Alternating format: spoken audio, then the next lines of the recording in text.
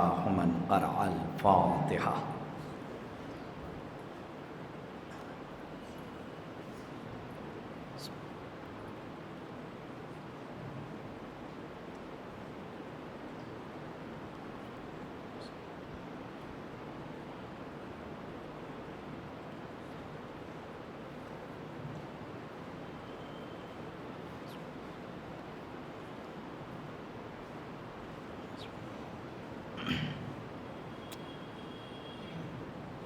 لا حول ولا قوة إلا بالله العلی العظیم. اعوذ باللہ السمیع العلیم من الشیطان اللعین الرجیم. بسم اللہ الرحمن الرحیم. الحمد للہ الواحد الاحد الفرد الصمد الذی لم یلد ولم یولد ولم یکن لہ کفوا احد.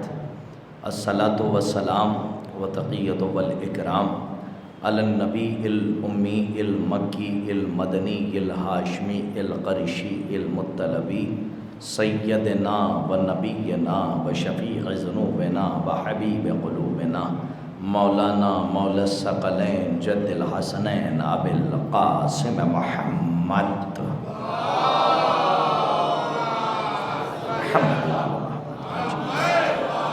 وعلى أهل بيته الطيبين الطاهرين المعصومين المظلومين المنتجبين المنتخبين ولعنة الله على أعدائهم ومنكري فضائلهم ومنكري مصائبهم ومنكري جلالتهم ومنكري شجاعتهم ومنكري عصمتهم ومنكري عظمتهم ومنكري سيادتهم ومنكري ولايتهم وغاصبي حقوقهم ومنكري عطشهم أجمعين من يومنا هذا إلى قيام يوم الدين. أما بعد فقد قال علي بن أبي طالب عليه الصلاة والسلام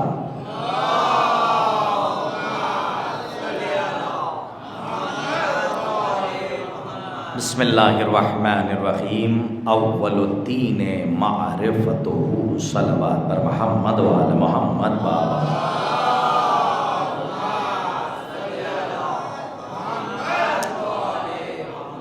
محترم المقام لائق صد احترام صاحبان، بتوفیق الہی بتائید محمد و آل محمد علیہ الصلاۃ والسلام مناقب آل اطہار اور معارف آل محمد علیہ الصلاۃ والسلام کا یہ طاہر و مطہر کارواں بڑی تیزی سے اپنی شان و شوکت کے ساتھ اپنی منزل مقصود کی طرف رواں دواں ہے. اور الحمدللہ آج ہم سب معارف اور مناقب آل اطہار کی چوتھی منزل میں داخل ہو چکے ہیں، اور مسلسل گفتگو معارف کے حوالے سے ہو رہی ہے. یہ فرش عزا نہیں ہے بلکہ یہ عرش عزا ہے. اور اس مجلس سرکار ابا عبداللہ الحسین علیہ الصلاۃ والسلام کے شیخ بہت بڑے عالم دین ہیں، شیخ گزرے ہیں، شیخ علی جعفر شوستری صاحب نے، اللہ ان کے درجات بلند فرمائے، 14 نام لکھے ہیں صرف مجلس حسین کے. تو مجلس حسین علیہ الصلاۃ والسلام توشہ آخرت ہے، درس حریت ہے، یہی سبق انسانیت ہے.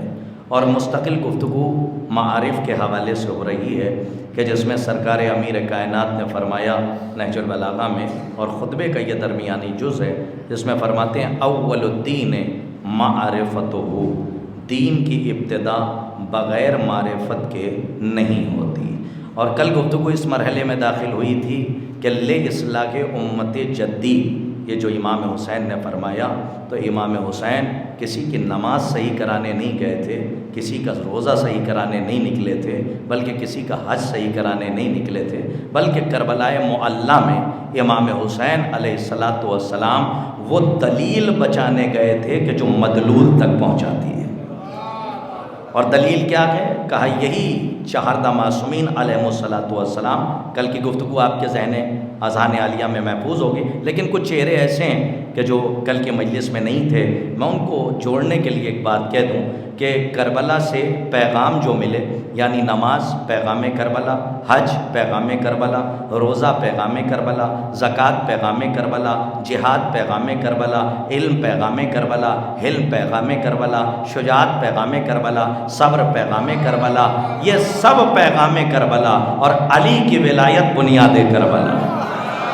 کل میں نے آپ کی خدمت میں یہ بات عرض کی تھی، اور دیکھتے چلے جائیے سرکار مولائے کائنات سے لے کر امام حسن مجتبیٰ تک، اور امام حسن مجتبیٰ علیہ السلام سے لے کر امام حسین تک۔ دیکھیں اس سے پہلے کہ شاید کہ اس سے پہلے کے عشرے میں نے فلسفہ تعویذ بازو قاسم سے صلح حسن اور جنگ امام حسین کو ثابت کیا تھا کہ امام حسن نے اپنے بیٹے کے بازو پہ تعویذ کیوں باندھا تھا۔ تو میں نے ایک بات ابھی کہی ہے کہ جب تک معرفت نہیں ہوتی ہے تب تک کسی چیز کی جستجو پیدا نہیں ہوتی، اور جب معرفت ہونے لگتی ہے تو جستجو پیدا ہونے لگتی ہے اور طلب کا جذبہ بڑھ جاتا ہے۔ امام حسن مجتبیٰ نے صلح کی ہے اور امام حسین نے جنگ کی ہے۔ تو ہمارے ہاں جو چھوٹے بھائی ہیں وہ اکثر اعتراض کرتے ہیں کہ دونوں کے مزاج میں فرق تھا۔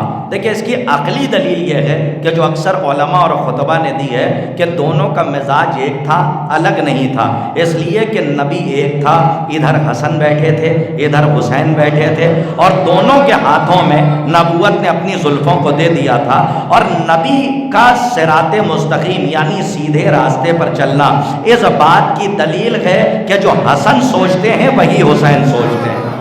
صلوات پڑھیے محمد و آل محمد پر بآواز ہے۔ اب دوسری دلیل سنیں، یہ ایک تمہید ہے، میں اسے کربلا تک لانا چاہ رہا ہوں اس لیے کہ بہت سارے لوگ ابھی آئے نہیں ہیں، لیکن ان کا رزق معرفت ان تک پہنچے گا، جب وہ آئیں گے تو ان کا موقع ہوگا، ان تک بات پہنچے گی۔ دوسری دلیل کیا ہے کہ امام حسن مجتبیٰ کے کیمپ پر حملہ کیا گیا۔ بھئی پوری تاریخ نہیں پڑھنی ہے، میرا موضوع وہ نہیں ہے کہ میں تاریخ پڑھوں، لیکن ایک اشارہ کر کے میں کربلا کی حقیقت تک پہنچا رہا ہوں۔ دیکھیں جو امام حسین سے آپ کا رشتہ ہے، جو اس کو سمجھیے گا، بہت اہم بات اور بڑی لطیف بات کہنے جا رہا ہوں، جو اہل بیت سے آپ کا رشتہ ہے، جو آل اطہار سے آپ کا رشتہ ہے اور دائمی رشتہ ہے، یہی حقیقت دین ہے۔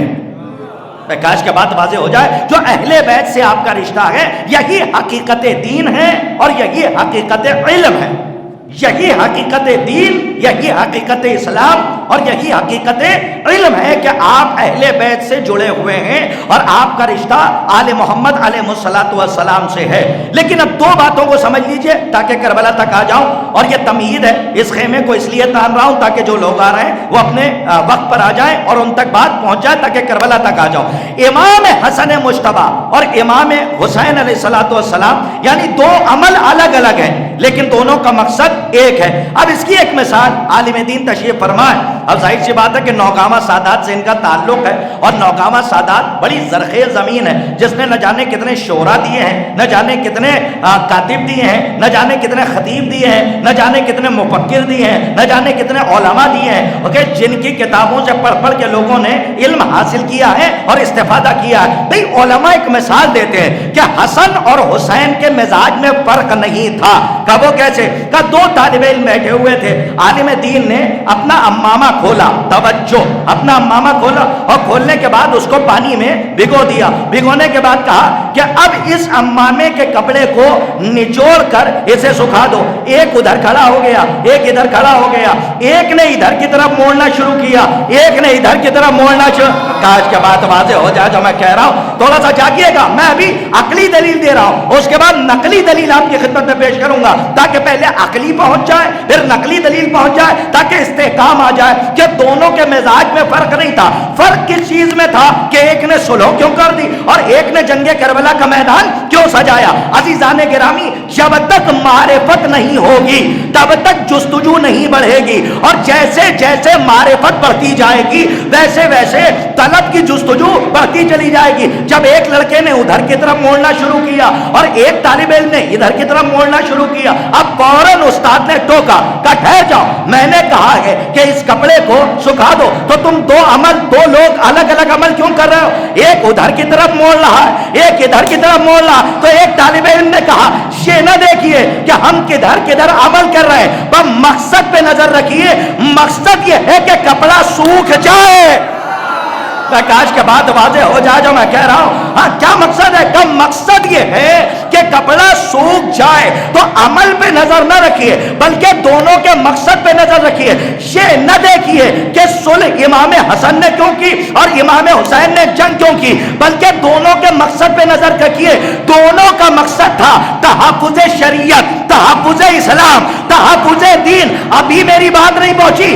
اگر ان باتوں پر ابھی کوئی چیرا کرے تو دونوں سے کہیے گا. ایک کو کہا جاتا ہے شہزادہ امن اور دوسرے کو نعوذ باللہ کہا جاتا ہے شہزادہ جنگ. تو اب میرا جملہ پہنچا دیجئے گا جو علماء نے بیان کیا کہ وہ بھی شہزادہ امن ہے، یہ بھی شہزادہ امن ہے. بھائی اتنا سمجھ لو کہ حسن کی صلح باطل کے لیے جنگ ہے اور حسین کی جنگ انسانیت کے لیے امن ہے. کاش کے بعد واضح ہو جائے. صلوات پڑھیے محمد و آل محمد پر بآواز بلند. اب ٹھہریے، میں یہاں سے عقلی دلیل کے بعد اب آپ کو حیدری سلام. اب عقلی دلیل کے بعد آپ کی خدمت میں نقلی دلیل پیش کروں. دیکھیں میری مجبوری ہے کہ لوگ جب یہیں پہ بیٹھتے ہیں تو ہمیں اسی رخ پہ مجلس پڑھنی پڑتی ہے، اور جب ریکارڈ ہو کے جاتی ہے تو میں سوچتا ہوں کہ ادھر کیوں نہیں دیکھ رہا ہوں. جب ادھر لوگ آتے ہی نہیں ہیں. ایک صلوات پڑھیے محمد و آل محمد پر بآواز بلند. بس دو چار لوگ ہیں، مجھے معاف کیجئے گا. اب چونکہ اکثریت کو دیکھ کے اقلیت تک میں بات پہنچا رہا ہوں تو اس کا مطلب یہ ہے کہ دونوں کے مزاج میں دیکھیں بہت بلند منزل ہے، اور اس کو اگر مجلسوں سے انہی سوالوں کے جواب نہ دیے جائیں تو ہماری نسلیں گونگی ہو جائیں گی. یہ مجلسوں کا صدقہ ہے اور مجلسوں کا فیض ہے کہ جب ہندا والے بولتے ہیں تو حمزہ والے خاموش نہیں رہتے.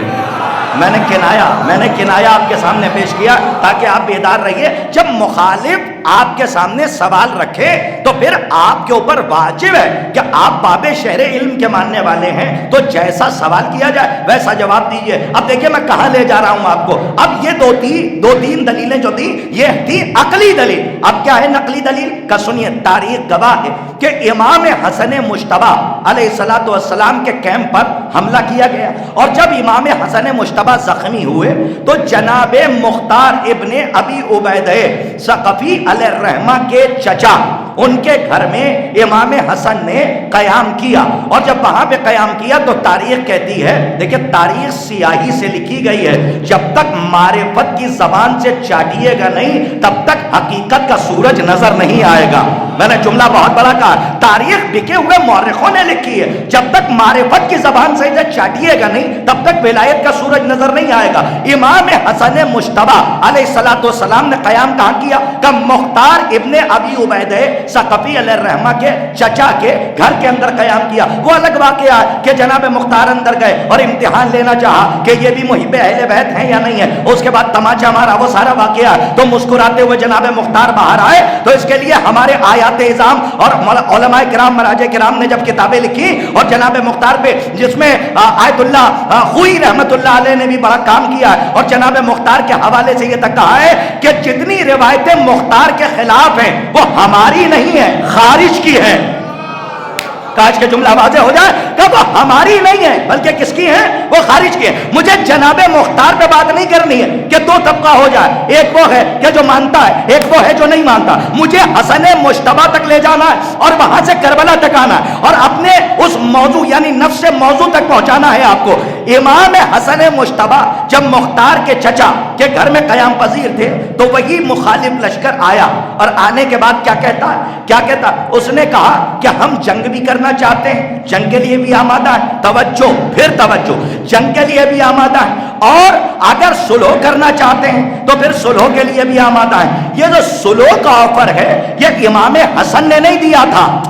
نہیں، جملہ رہے گا گیا، یہ سمجھیے گا. یہ سلو کا آفر اور صلح حدیبیہ بھی جا کے پڑھ لیجئے جو مشرکین مکہ سے سرکار ختمی مرتبت نے کی ہے تو وہ سلو کا آفر وہاں سے آیا تھا. انہوں نے ایکسپٹ کیا تھا کیونکہ یہ حکیم امت ہے. ان کو پتا ہے کہ دین کب کیسے بچے گا، کب قلم سے بچے گا، کب تلوار سے بچے گا، اور کوئی نہیں جانتا. یہ محافظ شریعت ہے، یہ مالک شریعت ہے، یہ وارث دین ہے، یہ محافظ دین ہے.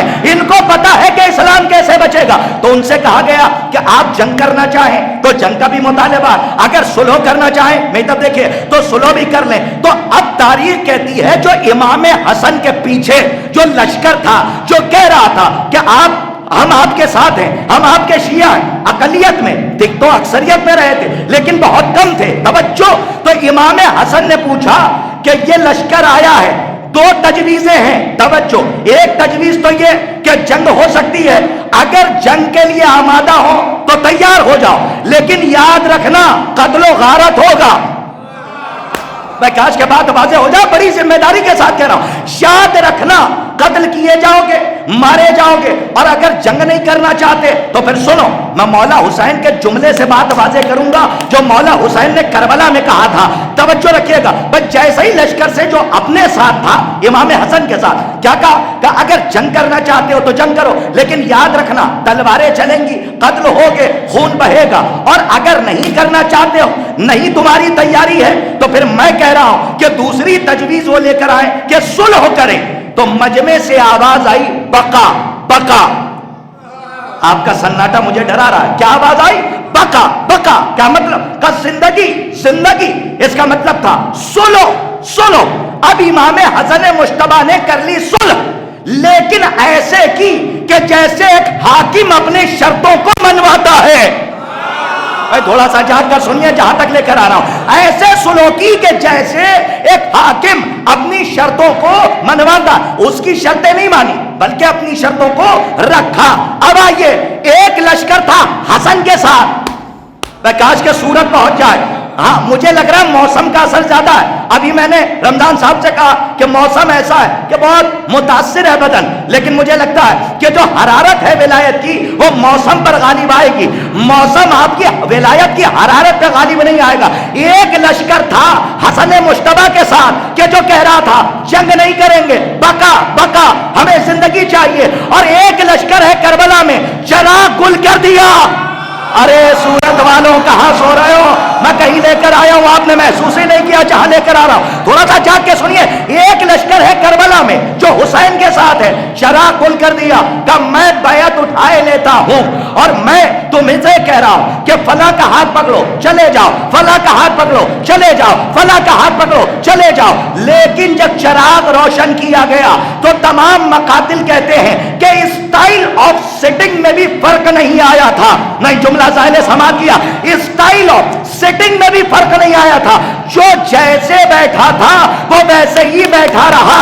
اب سمجھ میں آیا کہ حسن اور حسین کے مزاج میں فرق نہیں تھا بلکہ وہ دونوں لشکر میں فرق تھا کہ جو ان دونوں کے ساتھ تھے، اگر وہی لشکر جو چراغ گل ہونے کے بعد حسین کے سامنے بیٹھا رہا، اگر یہی لشکر حسن کو مل جاتا تو قلم نہ اٹھاتے بلکہ تلوار اٹھا۔ ارے کہاں ہے آپ؟ میں کہاں لے کر آ گیا؟ آپ نے محسوس نہیں کیا؟ صلوات پڑھیے محمد آل محمد پر آواز۔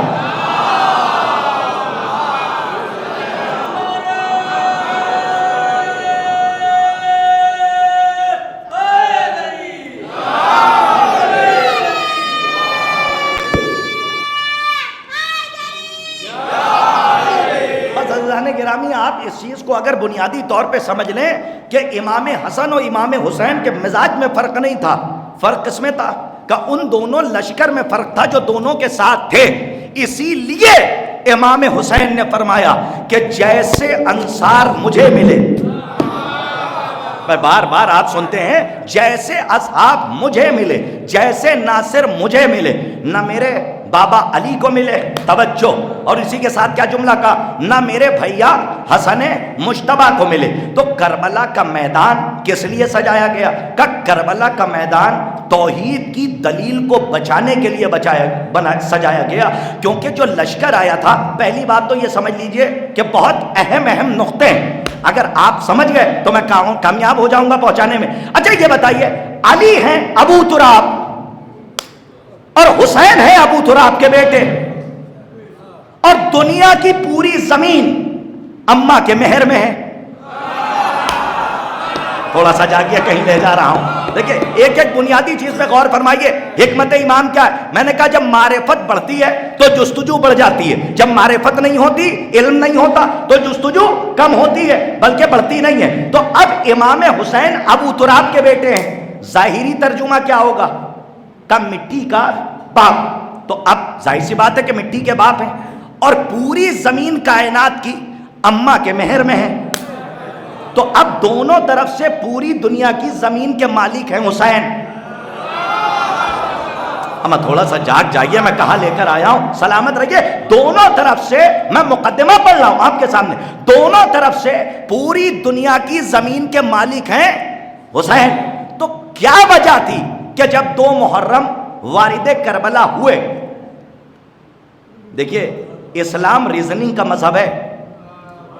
میں کچھ کہہ گیا، آپ نے محسوس نہیں کیا؟ منطق کا مذہب ہے، لاجک کا مذہب ہے.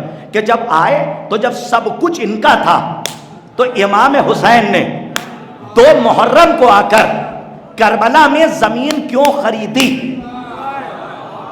لاجک ہے، توجہ رکھیے گا. کیوں خریدی؟ سوال ہے.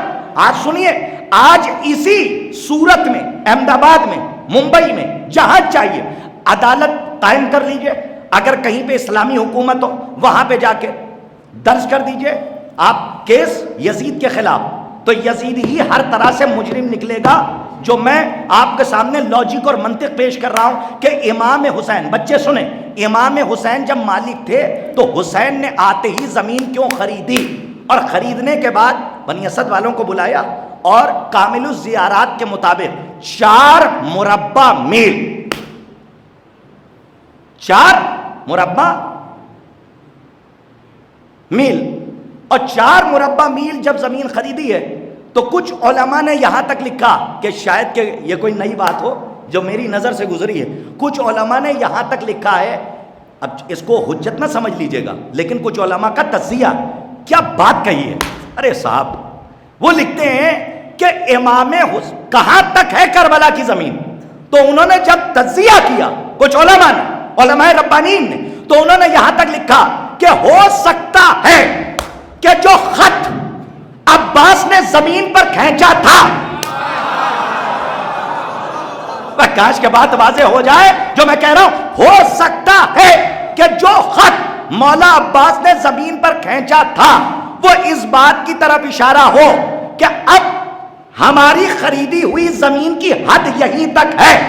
اب تم میں اگر جرت ہو تو ادھر سے ہماری زمین میں داخل ہو کے دکھاؤ.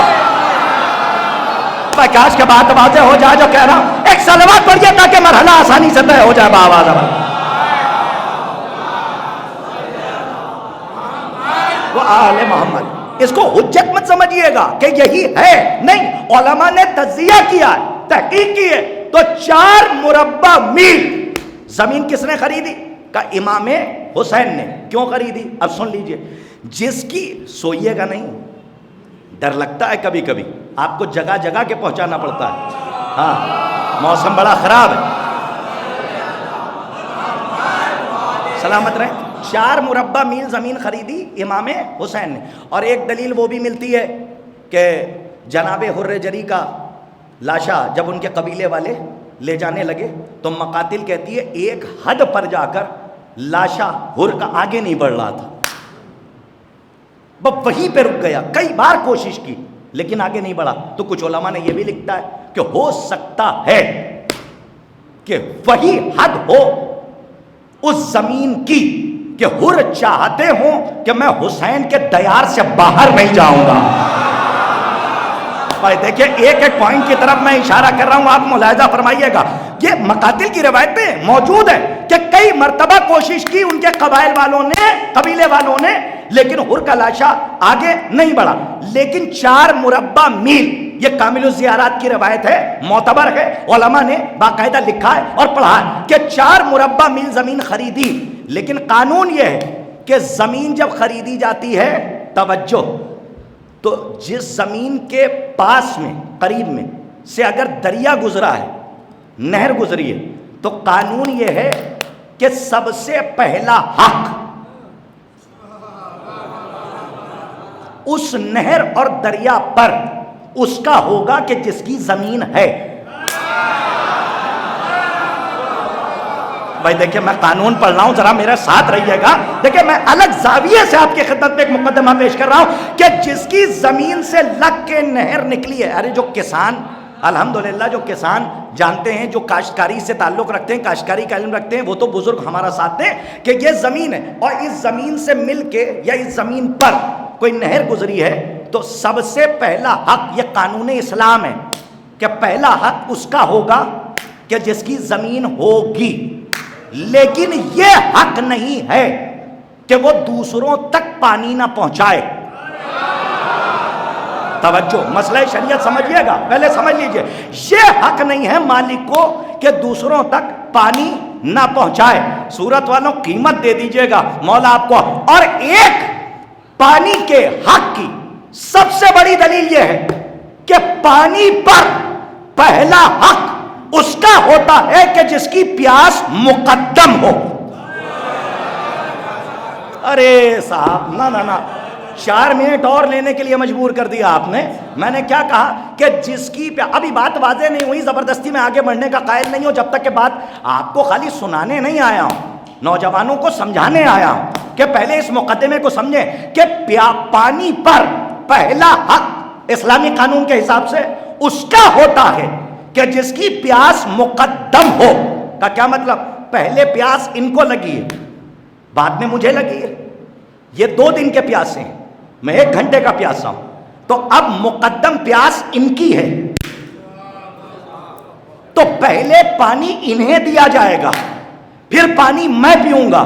تو اسلامی 2 قانون سمجھ میں آ گئے. کاش کے بات واضح ہو جائے جو میں کہنا چاہ رہا ہوں. ہاں، اگر زمین کے پاس سے نہر گزری ہے تو پہلا حق پانی پہ زمین کے مالک کا ہوگا، اور جس کی پیاس مقدم ہے اس پر پانی، اس کے اوپر پانی پر اس کا پہلا حق ہوگا. اب اگر اب سمجھے آپ کہ زمین کیوں خریدی تھی؟ کیونکہ نہر وہیں سے ہو کے گزری تھی، تو پہلا حق امام حسین کا تھا نہر فرات پر. ارے کاش کے بات واضح ہو جائے. اور امام حسین علیہ السلام 3 روز کے پیاسے تھے تو پیاس مقدم تھی. اب اگر آج کسی عدالت میں یزید کے اوپر مقدمہ کر دیا جائے تو دونوں طریقے سے مجرم ہوگا، کیونکہ حسین پیاسے ہونے کی حیثیت سے بھی پانی کے حقدار تھے اور زمین کے مالک ہونے کی حیثیت سے بھی پانی کے حقدار تھے. صلوات پر یہ محمد و آل محمد پر آواز.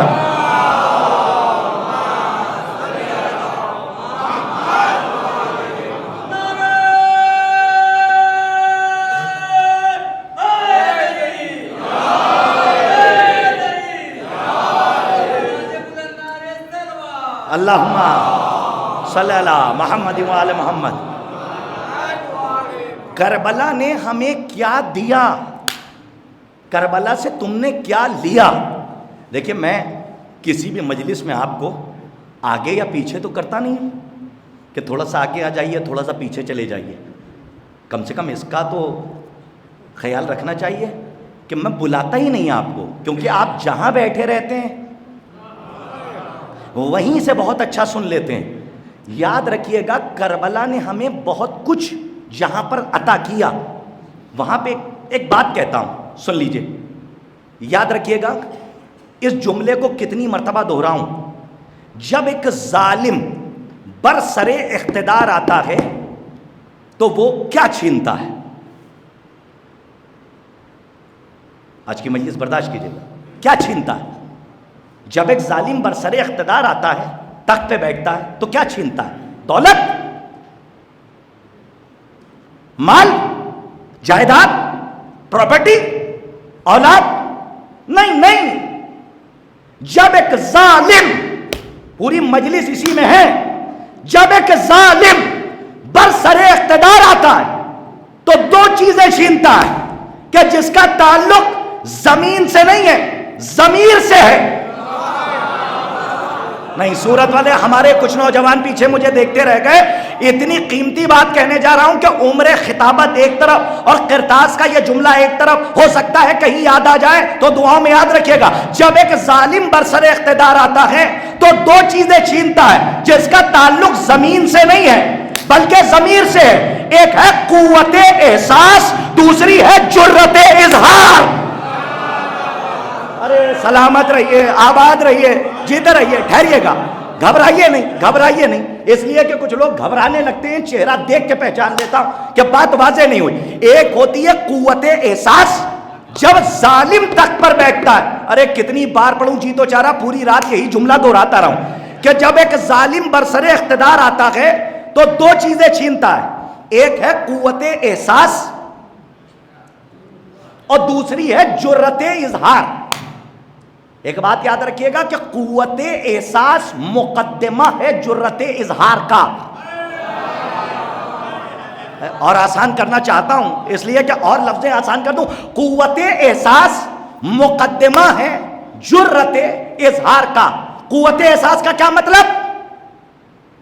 کہ ٹھیک ہے کسی پہ ظلم ہو رہا ہے، ہم سے کیا. ارے بھیا تھوڑا سا ساتھ دیجئے، مجھے ڈرائیے نہیں. قوت احساس کے چھننے کا کیا مطلب ہے؟ کہ کسی پہ ظلم ہو رہا ہے، ارے ہو رہا ہوگا، ہم سے کیا. کسی کا حق چھینا جا رہا ہے، ہم سے کیا. کسی کے دروازے پہ کوئی آگ اور لکڑیاں لے کر آ رہا ہے، بھائی کاج کے بات ہم سے کیا. ان مکاروں کو بھی زیارت وارثہ نے قید کر لیا. نہیں ابھی صورت کا وہ رنگ نہیں دکھا اتنی دیر میں کہ جو دیکھنا چاہ رہا تھا. ان مکاروں کو بھی زیارت وارثہ نے اپنی زنجیر میں قید کر لیا کہ جو کہتے ہیں ارے ٹھیک ہے ہو رہا ہوگا، ہم سے کیا، ہم سے کیا. کسی پہ ظلم ہو رہا ہے، ہم سے کیا. ان مکاروں کو زیارت وارثہ نے نہیں چھوڑا. کہ وہ کیسے؟ کہ سنو 3 امتوں پہ لعنت. زیارت وارثہ اٹھا کے پڑھیے، لعن اللہ امتن قتلت کا. ہم آپ تو تھوڑا سا جان چاہیے جہاں لے کر آ رہا ہوں. ہاں توجہ رکھیے گا. لعن اللہ شاید کہ کوئی خاموش نہ رہے جہاں لے جا رہا ہوں. لعن اللہ امتن قتلت کا، ولعن اللہ امتن ظلمت کا، ولعن اللہ امتن سمعت بذالک فرضیت بہ. یہ جو تیسرا جملہ ہے اس نے سارے مکاروں کو قید کر لیا. کسی مکار کو نہیں چھوڑا کہ جو یہ کہتے ہیں ارے ٹھیک ہے ہو رہا ہوگا اور خاموش بیٹھے رہتے ہیں اور ظلم ہوتا رہتا ہے. کیا 3 امتیں ہیں؟ پہلی امت 3 امت کا مطلب گروہ، جتھا، اسے کہتے ہیں امت. لعن اللہ امتن، آپ پتہ نہیں کہاں رہیں میں پہنچانے میں کامیاب ہو جاؤں. لعن اللہ امتن قتلت کا، ولعن اللہ امتن ظلمت کا، ولعن اللہ امتن سمعت بذالک فرضیت بہ. کا کیا مطلب؟ جس نے قتل کیا اس امت پہ لعنت. رمضان بھائی کاش کے یہ محشر میں حال بدل جائے جو کہہ رہا ہوں، آپ سمجھ نہیں سکتے میں کہاں لے جا رہا ہوں. جس نے قتل کیا اس امت پہ لعنت، جس نے ظلم کیا اس امت پہ لعنت، اور جس امت نے ظلم کو سنا اور دیکھا اور دیکھنے کے بعد اس ظلم پر راضی رہی اس امت پر لعنت. تو زیارت وارثہ میں 3 امتوں پہ لعنت ہے. تو اس کا مطلب یہ ہے کہ کوئی چوتھی امت ہے جو ان تینوں پہ لعنت کرنے کے لیے ہے. ہائے ہائے کاش کے بات واضح ہو جائے. آپ نے محسوس ہی نہیں کیا. صلوات پڑھیے محمد آل محمد پر بابا.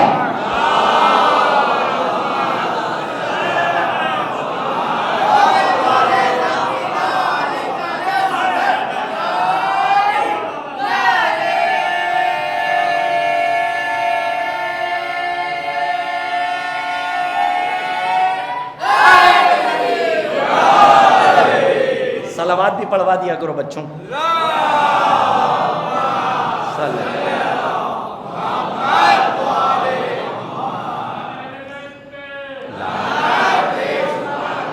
جو آل محمد کے دشمنوں پہ لعنت کا عقیدہ نہ رکھے اس پہ ہاں ہم تو پڑھے لکھوں سے نہیں پریشان ہیں، زیادہ پڑھے لکھوں سے زیادہ پریشان ہیں. ایک صلوات اپنے تحفظ کے لیے پڑھیے بآواز بلند.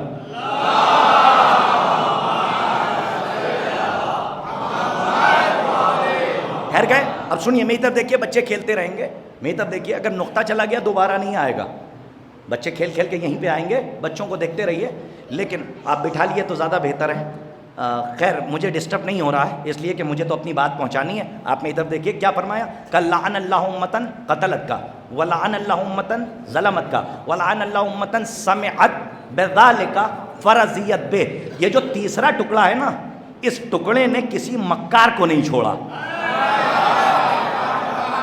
ہاں یہ جو تیسرا ٹکڑا ہے کہ جو سن بھی رہا ہے, دیکھ بھی رہا ہے اور اس پر خاموش ہے, یعنی ہم سے کیا, کوئی اقدام نہیں, کوئی دفاع نہیں, ہم سے کیا ہو رہا ہوگا, ہم سے کیا.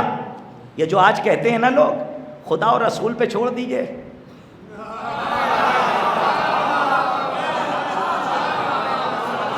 سلامت رہو, پہنچ گئے جو ان کو میرا سلام. خدا اور رسول پہ چھوڑ دیجئے, لعنتیں کیوں کر رہے ہیں, ہم سے کیا. خدا عادل ہے, وہ انصاف کرے گا, نہیں وہ تو عادل ہے, وہ تمہارا امتحان لے رہا ہے کہ تم کس کے ساتھ ہو.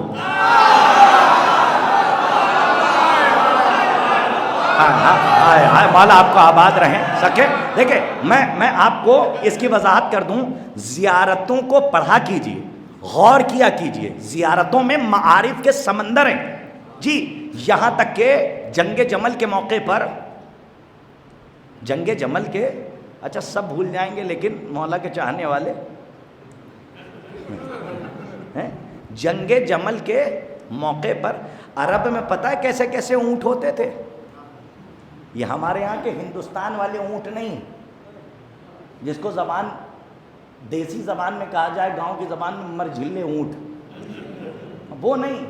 اب استعارہ اور کنایا اسی کو کہتے ہیں. اب پہنچ جائیے تو بولیے, عرب کے قوی الجثہ اونٹ, اتنے وزنی اونٹ کہ جو اونٹنی کا وزن برداشت کر لیں.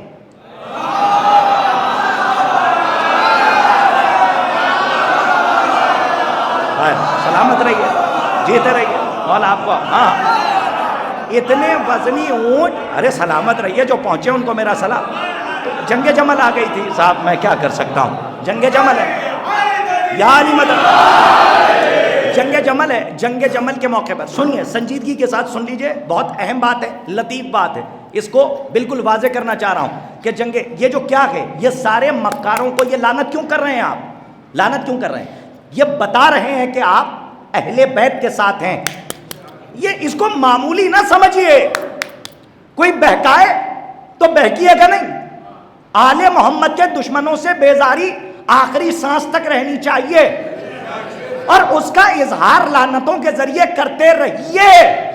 جانتے ہیں, میں ایک واقعہ سنا دیتا ہوں جنگ جمل کے اس جملے کے ساتھ, کہ جنگ جمل کے موقع پر ایک شخص آیا, آنے کے بعد کہتا, مولا آپ کو فتح حاصل ہوئی, مبارک ہو, لیکن میرا بھائی بھی اگر یہاں ہوتا, میں صفین والا نہیں دوہرا رہا ہوں, جنگ جمل کا موقع ہے, تو اگر میرا بھائی بھی ہوتا تو وہ بہت خوش ہوتا. تو امام نے کہا, تیرا بھائی ہمارا چاہنے والا ہے. کہا مولا آپ پہ جان قربان کرتا ہے. تو امام نے کہا وہ ہے. نہیں, یہ جملہ سب تک نہیں پہنچا. امام نے کیا فرمایا, وہ تو ہے, وہ تو ہے, اس فتح میں ہمارے ساتھ ہے, شریک ہے. بہت قیمتی جملہ ہے, کہ شریک ہے. تو اس نے کہا کہ میرا بھائی تو کئی دن سے سفر پہ گیا ہوا ہے. کہ سفر پہ گیا ہوا ہے لیکن نیت تو ہے. ٹھہریے میرے ساتھ رہیے, میں کہیں لے جا رہا ہوں, بہت لطف آئے گا. کہ گیا ہوا ہے لیکن نیت تو ہے.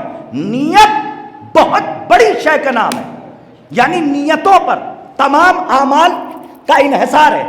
نیت بدل گئی, اعمال کی جزا بدل جائے گی, اور جیسی نیت ہوگی ویسی جزا. امام نے کیا فرمایا, وہ سفر پہ گیا ہے لیکن جنگ جمل میں اور اس فتح میں ہمارے ساتھ شریک ہے.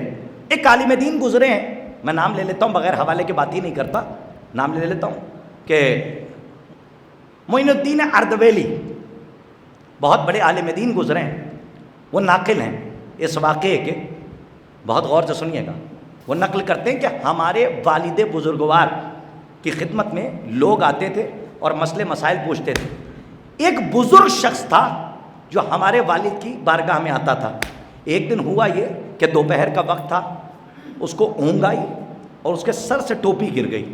جو پہلے ٹوپی لگائی جاتی تھی تو وہ ٹوپی گر گئی. اب جیسے ہی گری تو والد بزرگوار کی نظر اس کے سر پہ پڑی, تو سر پہ نشان تھا زخم کا. کس کا؟ زخم کا. اس سے پوچھا کہ یہ زخم تمہیں کہاں لگا؟ تو اس نے برجستہ کہا صفین میں. آپ کا سناٹا ڈرائے نا. ہاں کیا اس نے کہا صفین میں. جتنے بیٹھے تھے سب ہنسنے لگے. کہا یہ لیجیے صفین میں لگا. کہا کتنے سال کے ہو؟ کہا 80 برس کا ہوں. کہا صفین کب ہوئی ہے؟ میں تب دیکھیے صفین کب ہوئی ہے؟ کہا وہ تو برسوں پہلے ہوئی ہے, کئی سو سال پہلے ہوئی ہے.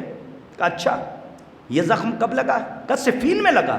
اب لوگ پھر ہنسنے لگے. یہ لی ان کی سنیے, یہ کہہ رہے ہیں صفین میں لگا. صفین کب ہوئی ہے اور زخم یہ بتا رہے ہیں صفین میں لگا. کب واقعہ کیا ہے یہ تم کیوں کہہ رہے ہو کہ صفین میں لگا؟ کب واقعی صفین میں لگا. کہا کیسے؟ کہا ایک دن میں سفر پہ تھا اور میرے ساتھ ایک مسافر تھا اور وہ کابل کا رہنے والا تھا. توجہ, ایسا ہی باقاعدہ نقل کیا ہے معین الدین اردبیلی نے اپنے والد سے کے واقعے کو. وہ فرماتے ہیں کہ ایک دن میں سفر میں نکلا, میرے ساتھ ایک کابل کا رہنے والا کہ جو سپاہی تھا اور میں معمولی شخص تھا. راستے میں چلتے چلتے اس نے صفین چھیڑ دی. تھوڑا سا جاگیے گا جہاں تک لے کر آیا ہوں. میں اس کو سمجھیے کہ امام نے کیوں فرمایا کہ وہ سفر پہ ہے لیکن جنگ جمل کی فتح میں ہمارے ساتھ شریک ہے, کیونکہ اس کی نیت یہ ہے. کاش کے بات واضح ہو جائے. کہا کہ کیسے صفین چھیڑی؟ کہا اس نے چھیڑا, میں نے نہیں چھیڑا. اس نے کہا کہ صفین جانتے ہو؟ کہاں جانتا ہوں. کہا پڑھی ہے؟ کہاں. کہ صفین میں ہوتے تو تم کس کے ساتھ ہوتے؟ تو اس بزرگ نے کہا جس کے سر پہ نشان تھا, اس نے کہا اگر میں صفین میں ہوتا تو علی ابن ابی طالب اور مالک اشتر کے ساتھ ہوتا. تو جو کابل والا تھا مغیظ تھا, اس کے دل میں حسد تھا, آل محمد کا دشمن تھا, تو اس نے اپنا عقیدہ بیان کیا. اس نے کہا بھائی اسی جملے کو ترک کیجیے گا. اس نے کہا کہ اگر میں ہوتا تو میں علی اور مالک اشتر کو قتل کر دیتا. تو یہ کہتا ہے کہ بھائی یہ سنتے ہی مجھے غصہ آ گیا, تو میں نے پلٹ کے اس سے کہا کیوں نہ آج ہی کے دن کو اور اسی میدان اور صحرا کو صفین سمجھ لے. ہائے ہائے, سنیے جہاں تک لے کر آیا ہوں توجہ رکھیے گا. ہاں ہاں آپ ذرا سا واقعات سے ذرا درس لیجئے کہ انہوں نے کہا کہ کیوں نہ اس نیت کے اوپر بات کر رہا ہوں, کیوں نہ ہم اسی صحرا کو اسی میدان کو صفین سمجھ لیں. کہا ٹھیک ہے. کہا میری نیت یہ ہے کہ میں علی کی طرف سے لڑ رہا ہوں. کاج کے بعد بازا, اور تیری نیت یہ ہے کہ تو ان کی طرف سے لڑ رہا ہے, علی کے دشمنوں کے ساتھ ہے. تو اب وہ کہتے ہیں, لکھتے ہیں کہ کچھ دیر تک جھڑپ ہوئی, تلوار چلی, تو جو کابل والا تھا اس نے, اب چونکہ یہ معمولی تھے وہ سپاہی تھا, اس نے ان کو گرا دیا اور یہ پڑے تھے اور سر پہ زخم تھا. یہ کہتے ہیں کچھ دیر کے بعد وہ کہتا ہے, بیان کرتا ہے کہ ایسا لگا کہ کسی نے میرے سر پہ ہاتھ پھیرا. میں بہت غور سے سنیے گا, توجہ توجہ پھر توجہ. کسی نے میرے سر پہ ہاتھ پھیرا اور میں نے آنکھ کھولی تو اس شخص کے ہاتھ میں اس کابل کا جو شخص تھا جس نے مجھے گرایا تھا اس کا سر تھا.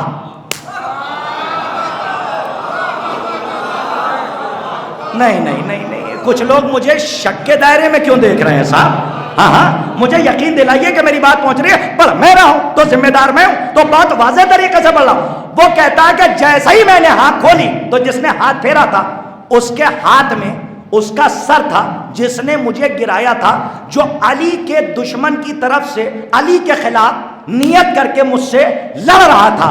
تو جیسے ہی اس نے کہا اس کو پہچانتے ہو؟ اے صورت والوں کا کہا اس کو پہچانتے ہو؟ کہا یہ تو وہی ہے کہ جس نے مجھے ابھی تلوار سے زخمی کیا اور مجھے صحرا میں گرا دیا. کہا سنا, یہ جو تمہارا زخم ہے, بھائی کاش کے جملے کی قیمت مل جائے, یہ زخم ہے سب میں نے ختم کر دیا لیکن اس نشان کو باقی رکھا ہے. نہیں صورت والوں کاش کے بعد واضح ہو جائے جو کہہ رہا ہوں, تھوڑا سا اور بیدار ہو کے جملے کی قیمت دیجیے گا. کہ اس زخم کو میں نے, اس نشان کو باقی رکھا ہے. کہا کیوں باقی رکھا ہے؟ کہ اب جب تمہیں حیات مل ہی گئی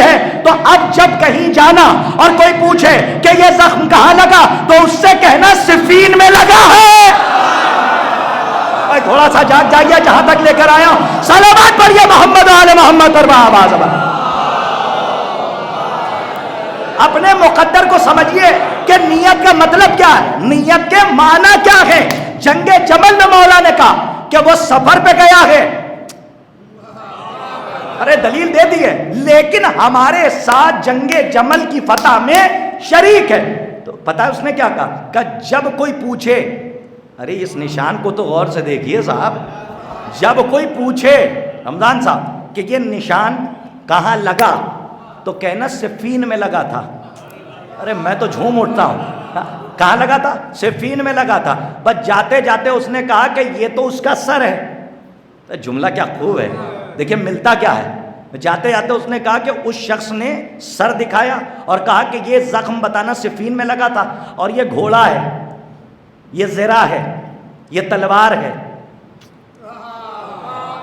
یہ خود ہے. کہ یہ کیا ہے؟ کہ یہ غنیمت میں تجھے دیا گیا.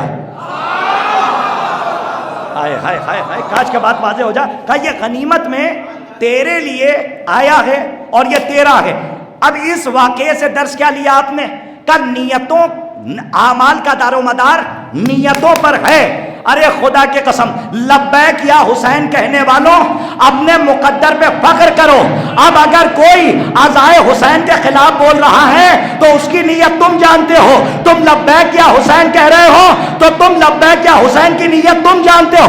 اب اگر کوئی مر گیا ماتم کرتے کرتے اور کربلا کی نیت میں اگر کسی نے اپنی جان دے دی تو وہ یہ نہ سمجھے کہ ہم کربلا میں موجود نہیں ہیں, بلکہ ان کا شمار بھی شہدائے کربلا میں ہوگا.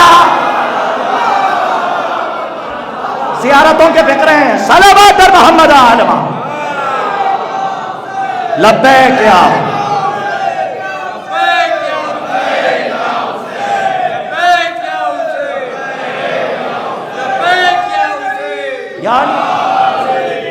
ایک صلوات بلند آواز سے ارشاد فرمائیں تاکہ بڑی تیزی سے آگے بڑھیں.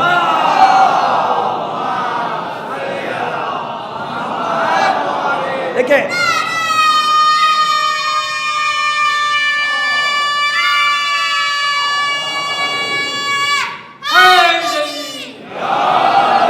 ایک بات اور سے سن لیجئے گا کہ میں اسی موضوع پر ہوں کہ جب ظالم برسر اقتدار آتا ہے, تھکے تو نہیں بتا دیجئے گا, اس لیے کہ میں زبردستی کچھ نہیں پہنچاؤں گا, کیونکہ اتنے دن ہو گئے تو مہمان کا جو کی سرحد تھی وہ تو ختم ہو گئی نا. اب تو 3 دن تک ہے, اس کے بعد تو ماشاءاللہ ہم آپ کے گھر کی ایک فرد ہیں, آپ کے بھائی ہیں, تو آپ بتا دیجئے گا. جہاں سے بات کو ختم کرنا ہوگا تو قینچی سے کاٹنے میں زیادہ وقت نہیں لگتا, میں وہیں سے التفات کروں گا اور مجلس تمام.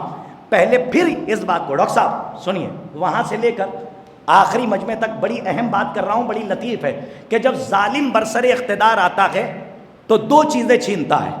ایک ہے قوت احساس اور دوسری ہے جرت اظہار. قوت احساس مقدمہ ہے جرت اظہار کا. نہیں سمجھا ہی نہیں. جب عدالت امام قائم ہوتی ہے تو قوت احساس بھی ہوتی ہے. میں آپ کو کہاں سے دلیل دوں, میں بہت آرام سے سنی ہوئی باتیں ہیں لیکن دلیل سن لیجئے, پہنچتے نہیں ہیں نوجوان. جب امام کی عدالت آتی ہے تو قوت احساس بھی زندہ ہوتی ہے, جرت اظہار بھی. کا دلیل کا علی سے پہلے 25 سالوں تک 3 خلافتیں آئیں. وہی لوگ کہ جنہوں نے 4تھی خلافت میں علی کے پیچھے نماز پڑھی,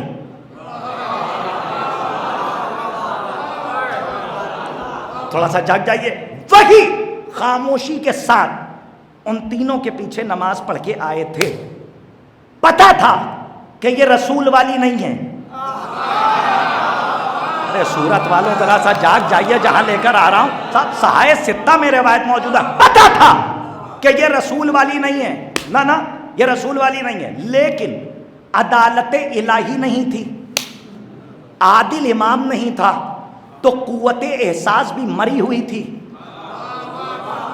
جب قوت احساس مر گئی تو پھر جرت اظہار کیسے ہوتی؟ تو جب تینوں خلافتوں سے ہوتے ہوئے جیسے ہی پہلی نماز انہی لوگوں نے جو خاموش تھے امام عادل کے پیچھے پڑھی تو قوت احساس بھی زندہ ہوئی، جرت اظہار بھی زندہ ہوئی۔ ارے سورت والوں میں کہا لے کر آگے آپ نے محسوس نہیں کیا؟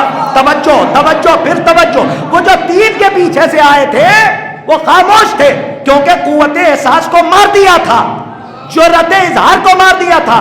قوت احساس ماری جاتی ہے دولت سے۔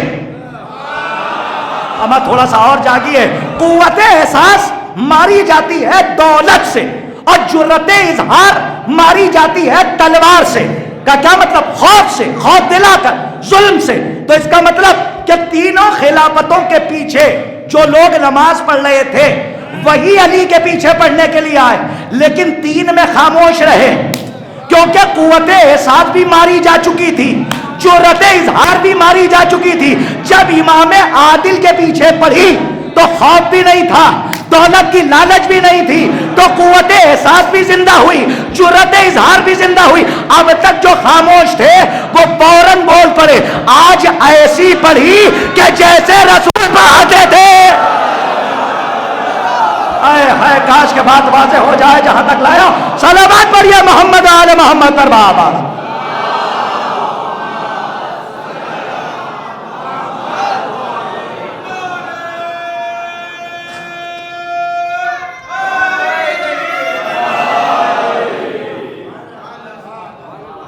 قوت احساس اس وقت مر جاتی ہے کہ جب ظالم جابر تخت خلافت پر آتا ہے، اور اس کی مر جاتی ہے قوت احساس و قوت جرت اظہار کہ جو ظالم کا خوف کھائے،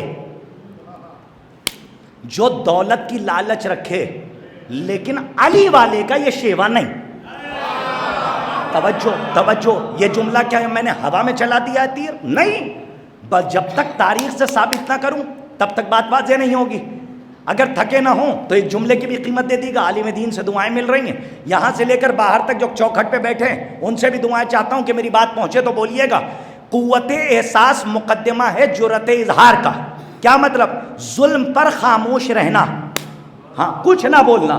تو اس کا مطلب قوت احساس بھی مر گئی، جرت اظہار بھی۔ ظلم کل بھی ہو رہا تھا، جاگو جاگو تھوڑا سا جاگو، کہاں لے جا رہا ہوں؟ ظلم کل بھی ہو رہا تھا، ظلم آج بھی ہو رہا ہے۔ کاش کے بعد واضح ہو جائے، ظلم کل بھی ہو رہا تھا، ظلم آج بھی ہو رہا ہے، لیکن کل جب ظلم ہو رہا تھا تو 3 حصوں پر یزید کی حکومت تھی، کوئی اس ظلم کے خلاف نہ بولا، اکیلا حسین۔ توجہ، مدینے سے حسین نکلے اور اسی ظلم کے خلاف نکلے۔ اس کا مطلب یہ ہے کہ جب کوئی نہ بولا تو ظلم کے خلاف کربلا آگے بڑھ گئی، تو اب قیامت تک قوت احساس بھی حسین ہے اور جرت اظہار بھی حسین ہے۔ ارے سلامت رہیں آپ، اور آپ کو آباد رکھیں۔ صلوات پڑھیے محمد آل محمد پر بابا زبان۔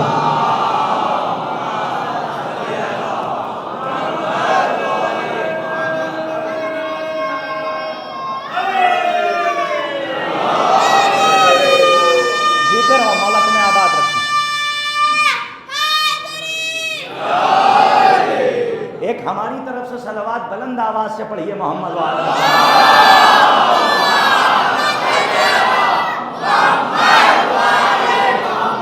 بس مجلس کو تمام کیا میں نے، لیکن آپ کو ذرا سا 2 قدم اور آگے لے چلوں۔ قوت احساس قیامت تک حسین ہے۔ یہ چچا سورہ ان کو جگائیے ذرا سا، صلوات پڑھیے محمد والے محمد والے۔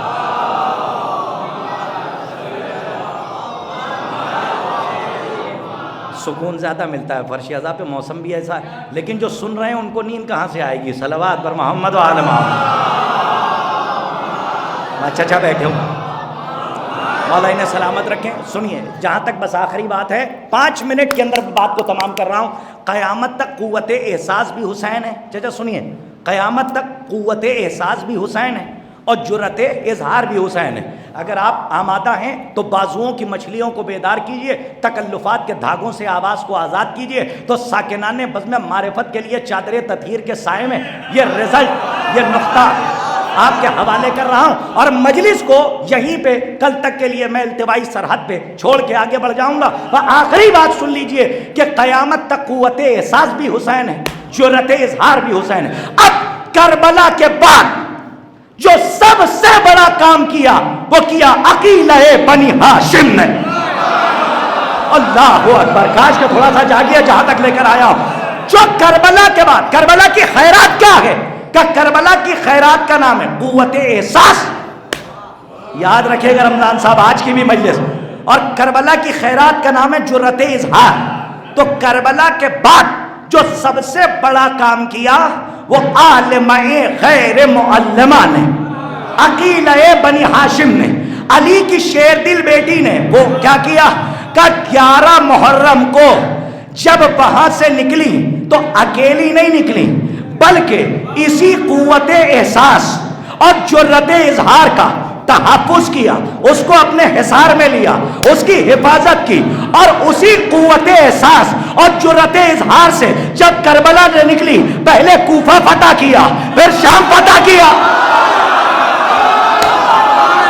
ارے جاگیے جہاں تک لے کر آیا ہوں. مولا آپ کو آباد رکھے, توجہ رکھیے گا جہاں تک لے کر آیا ہوں. بس آخری جملہ اور مجلس تمام ہے. اور دلیل سنیے کہ دلیل کیا ہے. خدا کی قسم کربلا کے بعد جناب زینب عقیلہ بنی ہاشم جب کربلا سے نکلی تو اسی دولت کو بچا کر نکلی, تحفظ اس کا کر کے نکلی, قوت احساس کو بھی بچایا, جرأت اظہار کو بھی بچایا.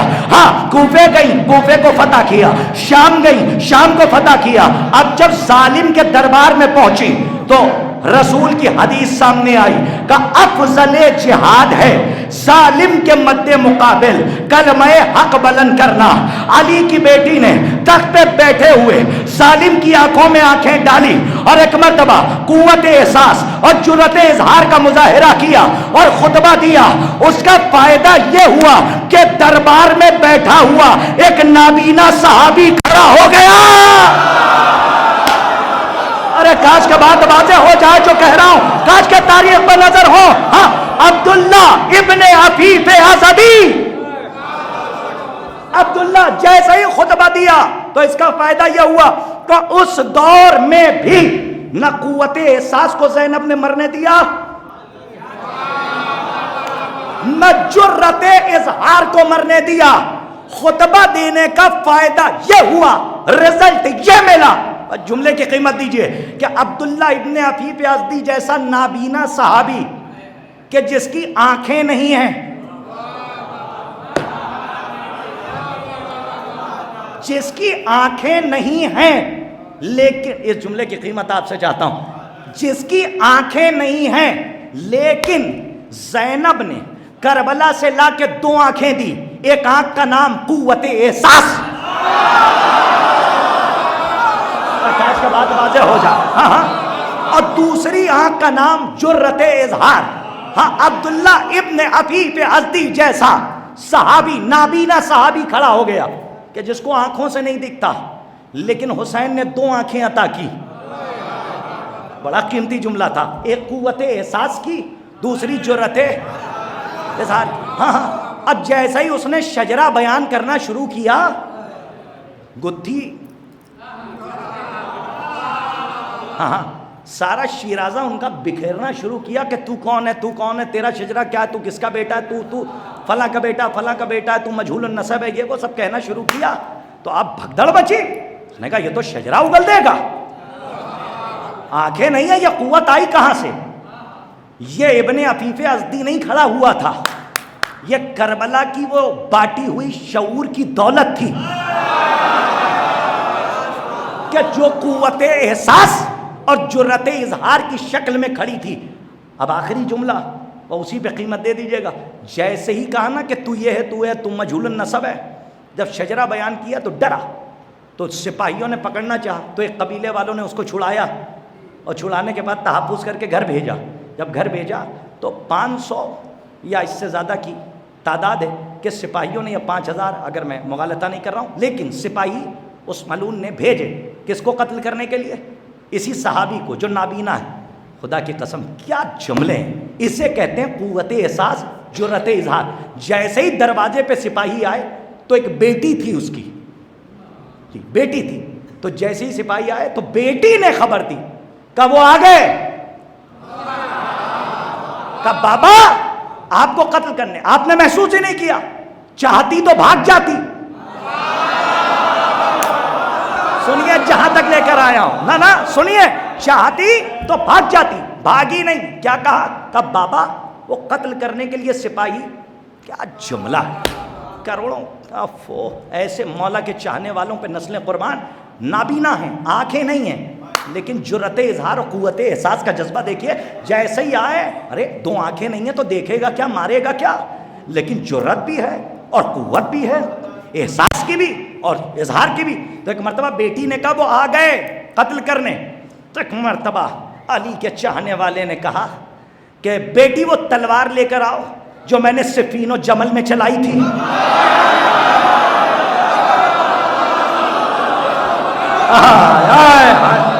آخری جملہ سنیے, مجلس تمام ہے, پر میں آگے نہیں بڑھ سکتا ہوں, میری مجبوری ہے. توجہ, اور اس جملے کی قیمت دیجیے گا جو عبداللہ ابن عفیف ازدی کا جملہ ہے. اگر لوہے دل پہ نقش ہو جائے تو یہ ہال محشر میں بدل جائے, ورنہ میرا اپنا مقدر جو جملہ نہ پہنچا پائے, نابینا ہے, دیکھ نہیں پاتے. کہا ذرا وہ تلوار تو اٹھا لانا. بیٹی نے تلوار اٹھا کے بابا کو دی, بیٹی بھاگی نہیں. بار بار کہہ رہا ہوں, کہیں آپ پہنچ رہے ہیں, بھاگی نہیں, وہیں کھڑی رہی. تاریخ کہتی ہے کہ بیٹی نے باپ کو تلوار دی اور باپ نے کہا وہ تلوار لا کہ جو میں نے جمل و صفین میں چلائی. اب جب اس نابینا محب علی نے تلوار چلانا شروع کی تو چلاتے چلاتے چلاتے, کب تک یہ چلاتے, نابینا تھے, تلوار چلاتے رہے.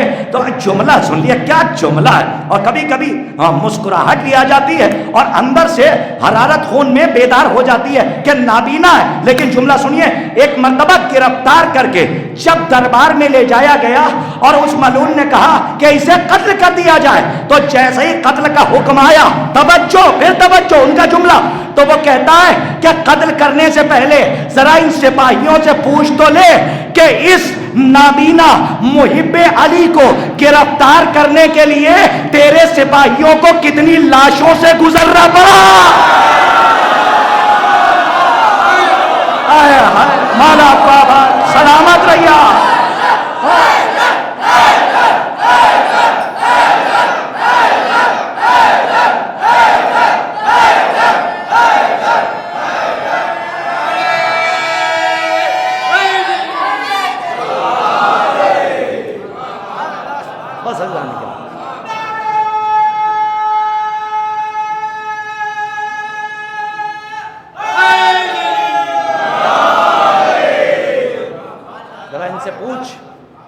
نابینا محب علی کو گرفتار کرنے کے لیے انہیں کتنی لاشوں سے گزرنا پڑا.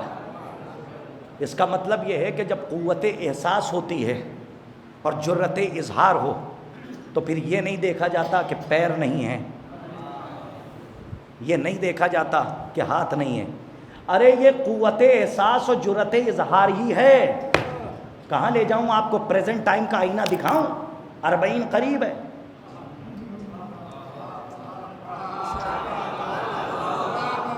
کتنے ہیں یہاں پہ کہ جو 40 میں جا چکے ہیں, اور جو نہیں گئے مولا ان کو بار بار بلائیں. جو گئے وہ آخری سانسوں تک اقبات عالیات کی زیارت سے مشرف ہوتے رہیں.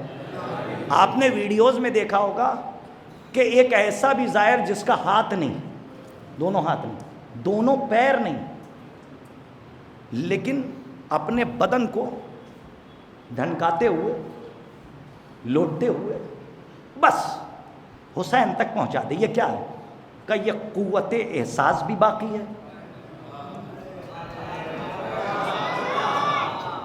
جرت اظہار بھی باقی ہے کہ ہم حسینی ہیں. قوت احساس کیا ہے کہ محسوس کر رہا ہے کہ کہاں جا رہے ہیں. تو یہ احساس نہیں کہ پیر ہاتھ ہیں یا نہیں ہیں, یہ پتا ہے کہ حسین کی محبت کی اہمیت کیا ہے.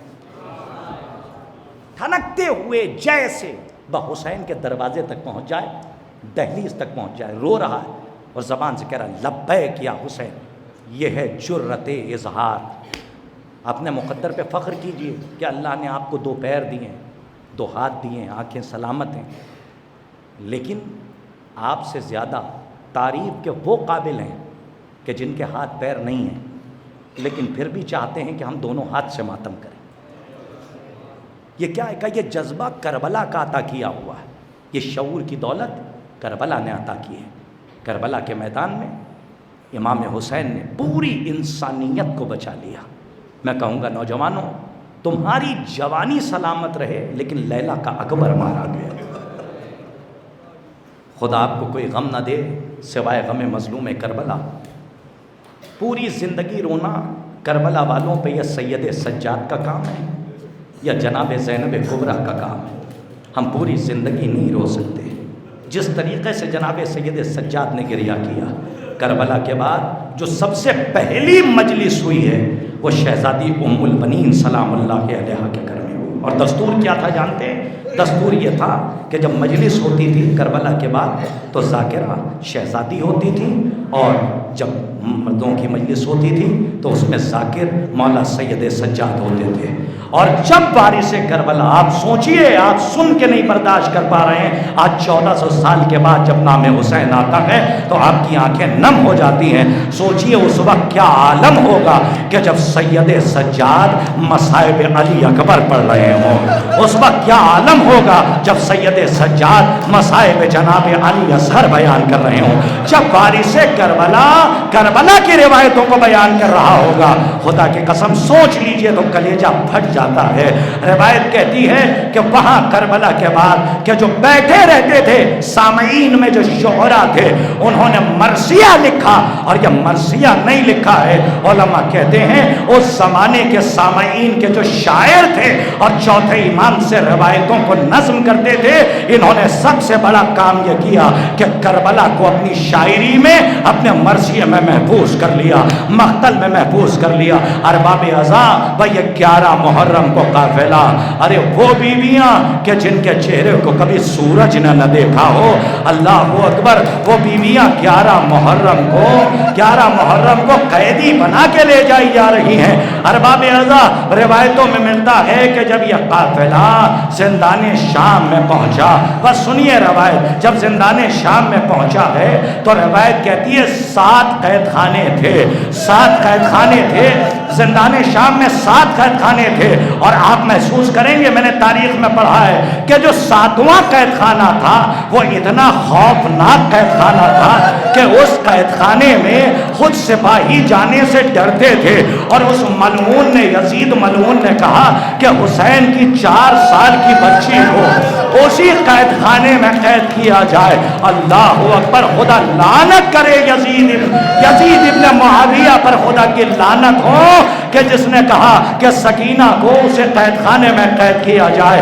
ارباب ازاں، ایسا قید خانہ کہ جہاں نہ ہوا کا گزر تھا نہ روشنی کا سفر تھا۔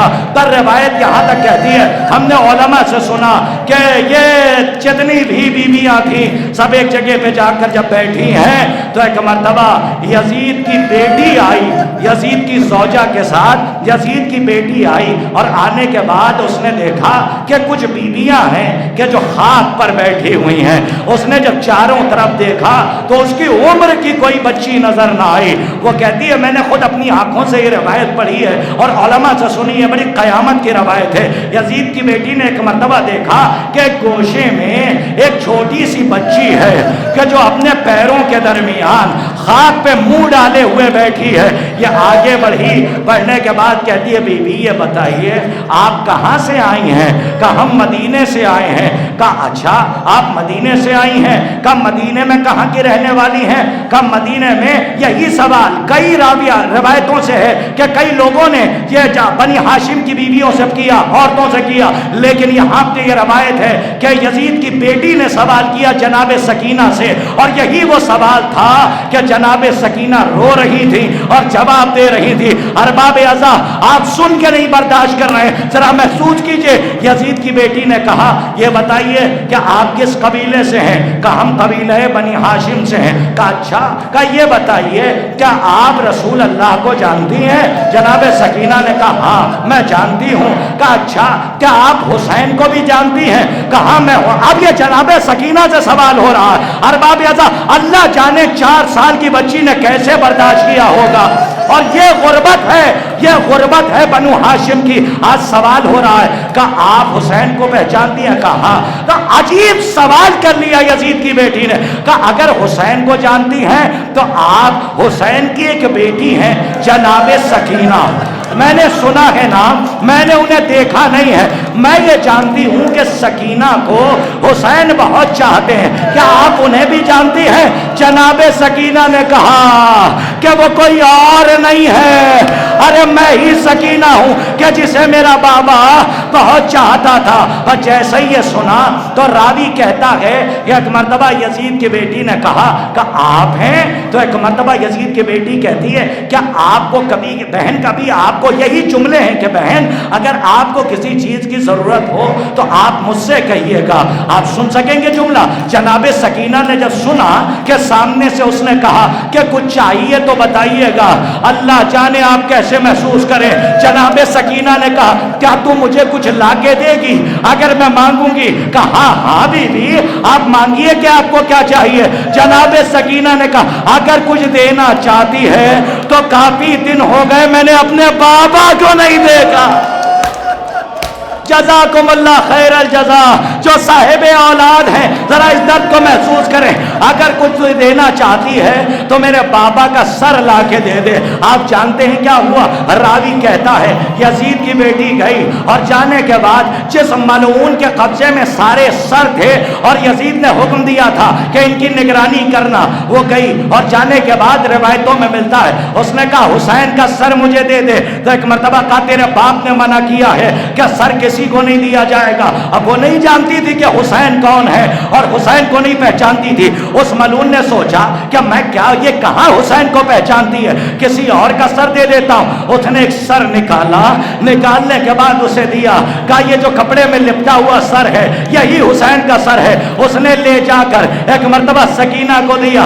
راوی کہتا ہے 4 سال کی بچی نے اس سر کو لیا، پھوپھی اماں زینب کو دیا، جناب زینب نے سر کو لیا، کپڑا ہٹایا تو کیا دیکھا؟ کہا یہ حسین کا سر نہیں ہے، ارے یہ میرے علی اکبر کا سر ہے، ارے جسے میں نے 18 برس چکیاں پیس کے پالا۔ ارباب ازا کوہرام برپا ہو گیا، اکبر کا سر آیا، ارے بیویوں نے دیکھا، اکبر کا ماتم کیا۔ ایک مرتبہ سکینہ نے کہا یہ میرے بابا کا سر نہیں ہے، بس جیسے ہی کپڑے میں لپیٹ کے واپس کیا۔ ایک مرتبہ یزید کی بیٹی گئی، اور جہاں آپ کے پاس بھی بیٹی ہے ذرا محسوس کیجئے گا کہ باپ اپنی بیٹی کو بہت چاہتا۔ آخری جملہ مجلس تمام، اور جانے کے بعد اب اس نے سخت لہجے میں کہا کہ سن اگر اب تو نے حسین کا سر نہیں دیا اور میرے ساتھ تو نے غداری کی تو اپنے باپ سے تیری شکایت کر کے میں تجھے سزا دلواؤں گی۔ اب وہ گھبرا گیا، اب گھبرا کے اس نے جیسے ہی صندوق کھولا تو ایک نور ساطع ہو رہا تھا، ایسا لگ رہا تھا کہ کسی نے سورج کو بند کر دیا ہو۔ اب سر نکالا، نکالنے کے بعد یزید کی بیٹی کے حوالے کیا۔ اب یہ حسین کا سر لے کے چلی، ارے ارباب ازا قیامت ہو گئی۔ جب بیٹی نے کپڑا ہٹایا تو کیا دیکھا کہ باپ کا کٹا ہوا سر بیٹی نے اپنے رخسار بابا کے رخسار پہ رکھ دیا۔ کہا بابا آپ کے جانے کے بعد کسی نے تماچے مارے، کسی نے گوشوارے چھینے، کسی نے گھڑکیاں دی، کوئی سہارا دینے والا۔